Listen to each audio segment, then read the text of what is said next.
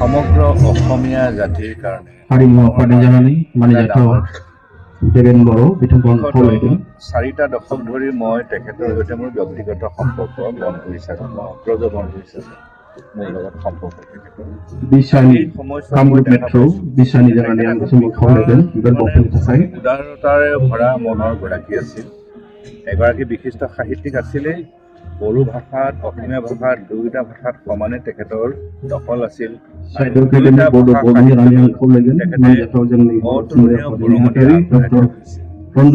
সমাজ জীৱনতো তেওঁ প্ৰতিগৰাকী ব্যক্তিৰ সৈতে এনেধৰণে জড়িত হৈ আছিলে। সকলোৱে আজি অনুভৱ কৰিছে যে হয় সঁচাকৈ আমি এজন মানুহ, আমাৰ নিজৰ অভিভাৱক যেন ব্যক্তিক আমি হেৰুৱাইছোঁ। ব্যক্তিগতভাৱে মই তেখেতক 1979 চনৰ পৰাই জানো।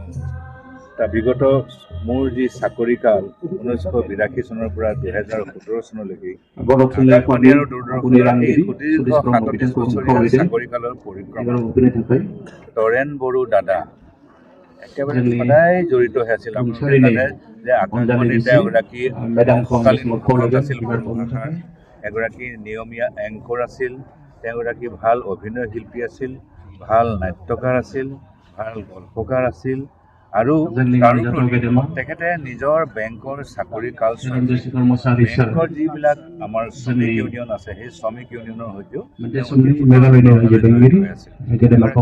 জনপ্ৰিয় ব্যক্তি আছিল।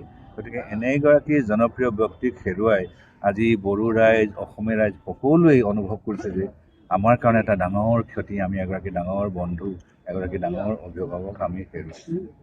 থাকিল তেখেতৰ যিখিনি কৰণীয় কাম, বড়ো সমাজৰ কাৰণে যিখিনি অৱদান যোগাই গৈছে, অসমীয়া সমাজ জীৱনৰ কাৰণে, অসমীয়া সাহিত্য সংস্কৃতিৰ কাৰণে যিখিনি অৱদান আগবঢ়াই থৈ গৈছে, তাৰ কাৰণেও অসমীয়া ৰাইজে সদায়েই তৰেণ বড়ো ডাঙৰীয়াক মনত আজি আমি বৰ ভাল পাইছোঁ যে বড়ো সাহিত্য সভাৰ সভাপতিগৰাকীৰ এই মহাপ্ৰয়াণত অসম সাহিত্য সভা সমানে দুখী, সমানে মৰ্মাহত।